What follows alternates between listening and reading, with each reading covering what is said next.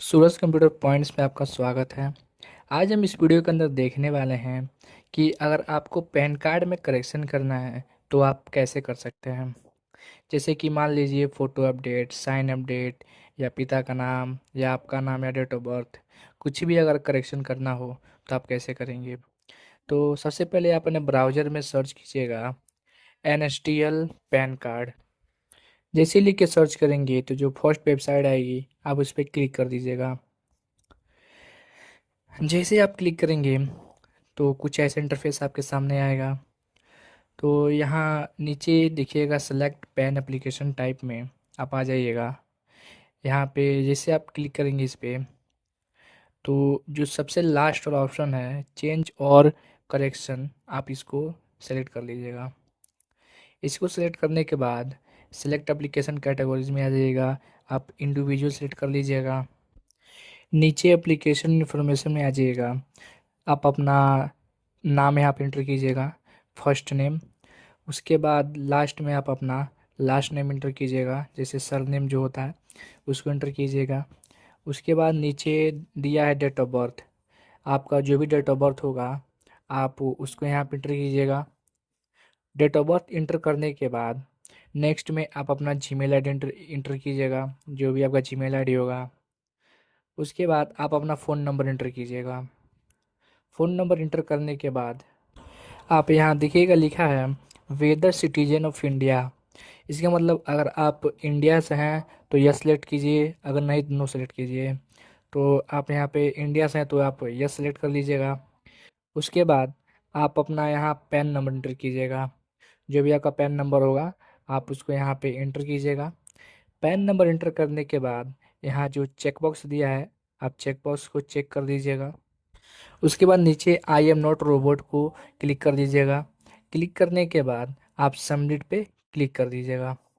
जैसे ही आप सबमिट पे क्लिक करेंगे तो आपके सामने टोकन नंबर जनरेट हो जाएगा।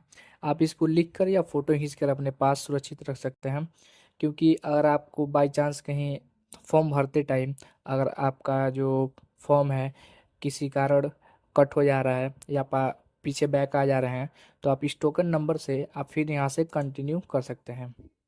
तो उसके बाद आप यहाँ पे कंटिन्यू पे क्लिक कर दीजिएगा। उसके बाद कुछ ऐसा इंटरफेस आपके सामने आएगा। तो यहाँ पे जो लिखा है सबमिट स्कैनड इमेज थ्रू ई साइन, आप इसको सिलेक्ट कीजिएगा। इससे क्या होगा, आपका जो डॉक्यूमेंट का केवाईसी है, जो ई साइन है, वो ऑनलाइन के द्वारा कंप्लीट हो जाएगा। तो आप इसी को सिलेक्ट कीजिएगा। सेलेक्ट करने के बाद आप स्क्रॉल डाउन करके नीचे आइएगा। यहाँ पे लिखा है whether physical PAN card is required, कि आपको फिजिकल पैन कार्ड का ज़रूरत है।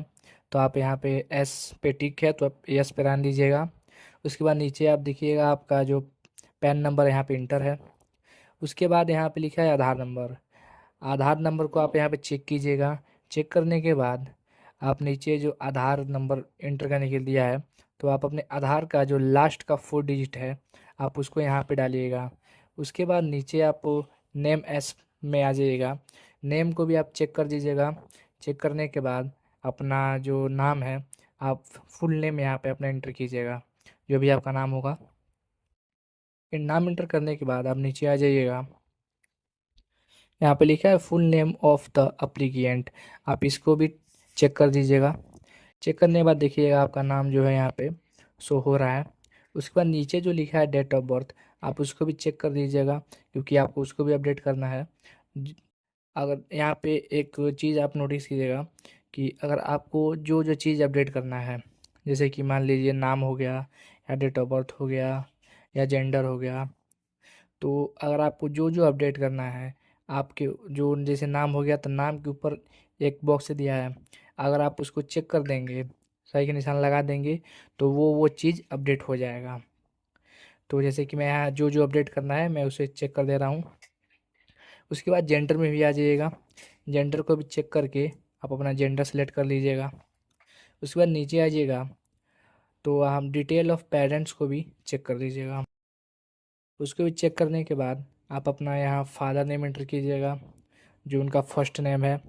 फादर नेम इंटर करने के बाद लास्ट में उनका सरनेम एंटर कीजिएगा। सरनेम जैसे आप एंटर करेंगे तो नीचे आपके माता का नाम पूछेगा, तो आप अपने माता का नाम यहाँ पे एंटर कीजिएगा और उनका भी लास्ट नेम यहाँ पे एंटर कीजिएगा, जैसे कि सरनेम। उसके बाद आप यहाँ नीचे लिखा है कि parents name to be printed on the PAN card, तो आप अपने पैन कार्ड पर अपने माता का नाम यहाँ डालना चाहते हैं या पिता का नाम। तो यहाँ पे फादर का ही नाम यहाँ पे पैन कार्ड में डाला जाता है, तो आप अपने फादर का ही नाम को सिलेक्ट कीजिएगा। उसके बाद ऊपर आइएगा, यहाँ पे लिखा है सेव ड्राफ्ट। इसका मतलब ये है कि अगर आप जैसे आप सेव ड्राफ्ट करते हैं तो जो आपका जो फिल किए हैं, जितना भी आप फिल किए नाम, डेट ऑफ बर्थ, तो अगर आप गलती से भी कहीं कट जाता है या लॉग आउट हो जाता है पेज, तो आप जैसे ही इस पेज पे आएंगे तो ये सारी चीज़ आपको भरी हुई मिलेगी पहले से ही। तो आप सेव ड्राफ्ट को सेव कर दीजिएगा। उसके बाद नीचे आइएगा, आप नेक्स्ट पे क्लिक कर दीजिएगा। जैसे ही आप नेक्स्ट पे क्लिक करेंगे तो यहाँ पे आप एड्रेस में आप रेसिडेंस को सिलेक्ट कर लीजिएगा। एड्रेस में रेसिडेंस को सिलेक्ट करने के बाद नीचे आपका फुल एड्रेस में आएगा, आपका जो भी पता होगा अस्थाई पता आप यहाँ पे एंटर कीजिएगा, जैसे कि ब्लॉक हो गया, बिल्डिंग नेम हो गया, पोस्ट ऑफिस का नाम हो गया, सिटी हो गया, टाउन हो गया, डिस्ट्रिक्ट हो गया।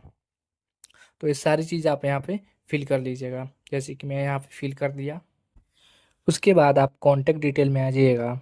कॉन्टैक्ट डिटेल में यहाँ पे लिखा है कंट्री कोड सेलेक्ट करने के लिए। कंट्री कोड में आप यहाँ पे इंडिया सेलेक्ट कीजिएगा। आप इंडिया से हैं तो इंडिया सेलेक्ट कीजिएगा।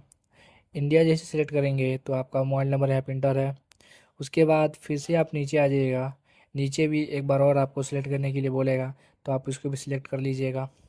उसके बाद यहाँ पे area S T D code में आएगा, तो आप यहाँ पे फिल कर दीजिएगा। और आपको नहीं पता है क्या होता है तो आप यहाँ पे गूगल भी कर सकते हैं, तो आपके सामने आ जाएगा, उस कोड को यहाँ पे इंटर कर दीजिएगा। उसके बाद लैंडलाइन नंबर में आएगा। अगर आपके पास कोई लैंडलाइन नंबर है या फिर कोई दूसरा ही नंबर है तो आप उसको भी यहाँ पे फिल कर सकते हैं। इतना करने के बाद आप नीचे आ जाइएगा और नेक्स्ट पे क्लिक कर दीजिएगा।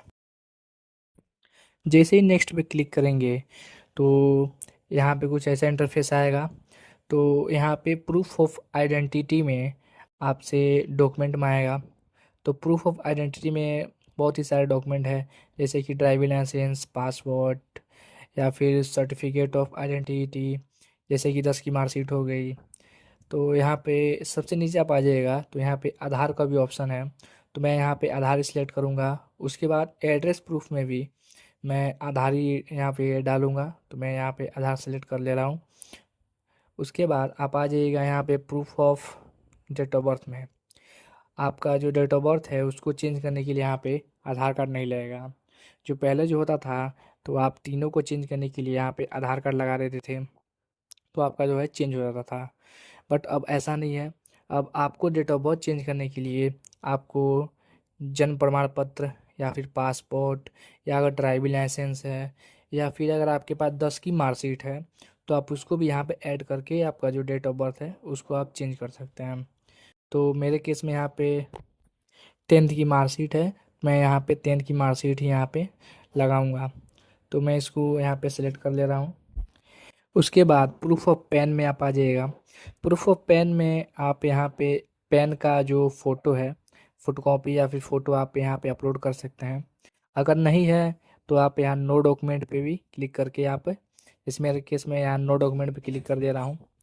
उसके बाद नीचे आ जाइएगा। नीचे यहाँ पे आप अपना जो नाम है यहाँ पे डिक्लेरेशन में आप अपना पूरा नाम यहाँ पे एंटर कर दीजिएगा। नाम एंटर करने के बाद नीचे आ जाइएगा। आप यहाँ पे सेल्फ का जो ऑप्शन है आप उसको सिलेक्ट कर लीजिएगा और नीचे आप यहाँ पे जो टू लिखिएगा, टू इसलिए लिखिएगा क्योंकि आप यहाँ पे दो डॉक्यूमेंट दे रहे हैं, तो इसलिए आप दो लिखिएगा, जो आधार और एक मार्कशीट। तो मैं यहाँ पे टू लिखूँगा। उसके बाद नीचे प्लेस के ऑप्शन में आप इस फॉर्म को जहाँ से भी भरवा रहे हैं तो उस प्लेस का नाम यहाँ पर लिखा जाएगा। उसके बाद नीचे आप आ जाइएगा। नीचे एक फ़ोटो और साइन का ऑप्शन आ जाएगा अपलोड करने का। तो आपको फ़ोटो अपलोड करना है तो जो बॉक्स दिया है आप जैसे ही बॉक्स पे क्लिक करेंगे तो आपका जो फाइल है वो ओपन हो जाएगा।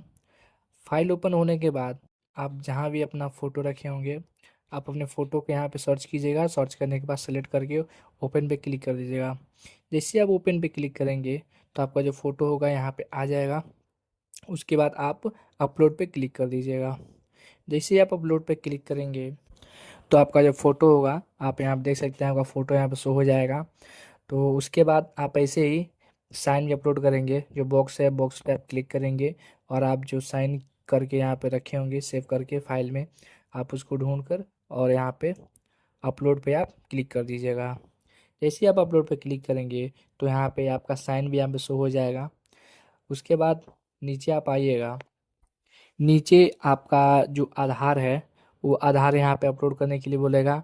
और जो आप एक और डॉक्यूमेंट जो आप यहाँ पे ऐड करेंगे, जैसे कि जो 10th का मार्कशीट है, तो यहाँ पे 2 डॉक्यूमेंट ऐड होगा। तो मैं आपको यहाँ बता दूँ कि जो आप आधार जो है यहाँ पर अपलोड करेंगे, तो आधार आप जो ऑनलाइन डाउनलोड करके यहाँ पे अपलोड करना है। जो फुल आधार आता है उसको यहाँ पे अपलोड करना है। जो ऑनलाइन आधार डाउनलोड होके आता है उसमें पासवर्ड लगा होता है। तो मैं यहाँ पे दिखा दे रहा हूँ कि उसको कैसे आप यहाँ पे पासवर्ड हटा के और यहाँ पे अपलोड करना है।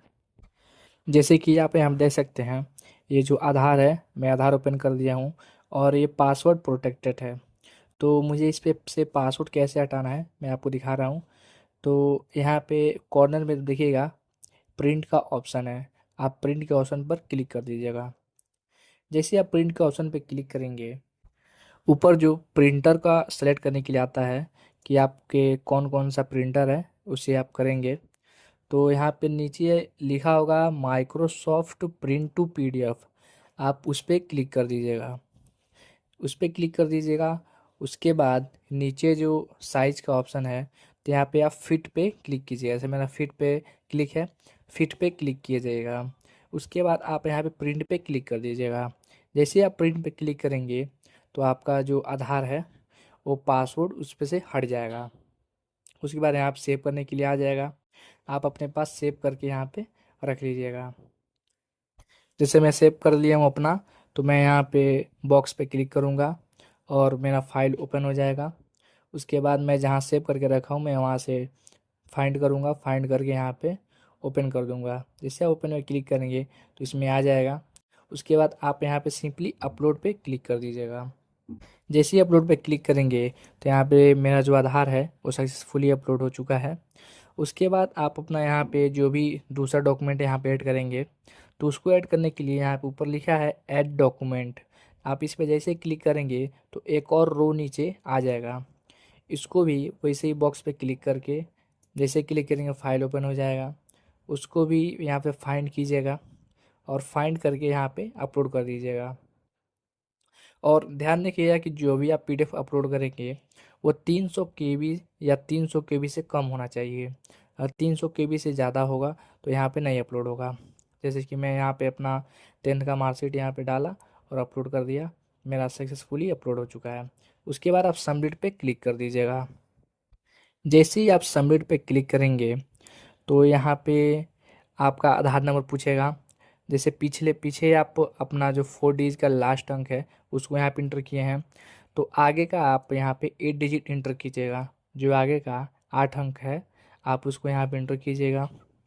और आप यहाँ पे आप पूरा अपना जो फॉर्म भरे हैं एक बार अच्छी तरीके से देख लीजिएगा, कुछ गलत तो नहीं है। और गलत होगा तो आप यहाँ से बैक जाकर आप उसको सही कर सकते हैं। जैसे कि मेरे केस में मेरा सब सही है, तो मुझे सही करने की ज़रूरत नहीं है। तो आप नीचे आ जाइएगा। नीचे आने के बाद प्रोसीड पे आप क्लिक कर दीजिएगा। जैसे ही आप प्रोसीड पे क्लिक करेंगे तो यहाँ पे पेमेंट के लिए ऑप्शन आ जाएगा। आप यहाँ पे चेक बॉक्स को चेक कीजिएगा और प्रोसीड फॉर पेमेंट पे क्लिक कर दीजिएगा। जैसे आप प्रोसीड फॉर पेमेंट पे क्लिक करेंगे तो यहाँ पे 106 रुपये का पेमेंट आपको देना पड़ेगा। आप वहाँ पे लिखा भी आप देख सकते हैं। उसके बाद यहाँ पे कन्फर्म पे क्लिक कर दीजिएगा। जैसे ही आप पे कन्फर्म पे क्लिक करेंगे, जो पेमेंट का गेटवे है वो ओपन हो जाएगा। ओपन होने के बाद यहाँ पे एक यूपीआई का ऑप्शन है, मैं यहाँ यूपीआई सेलेक्ट करता हूँ और जनरेट क्यूआर पे क्लिक कर देता हूँ। मेरा क्यूआर यहाँ पे ओपन हो गया है। उसके बाद मैं यहाँ पे पेमेंट कर देता हूँ। पेमेंट करने के बाद 1-2 सेकेंड लोडिंग लेगा और उसके बाद रीडायरेक्ट होकर कुछ ऐसा इंटरफेस आ जाएगा। तो यहाँ नीचे आइएगा, नीचे आने के बाद यहाँ पे कंटिन्यू पे आप क्लिक कर दीजिएगा। जैसे ही आप कंटिन्यू पे क्लिक करेंगे तो यहाँ नीचे आइएगा, चेक बॉक्स को चेक कीजिएगा और ऑथेंटिकेट पे क्लिक कर दीजिएगा।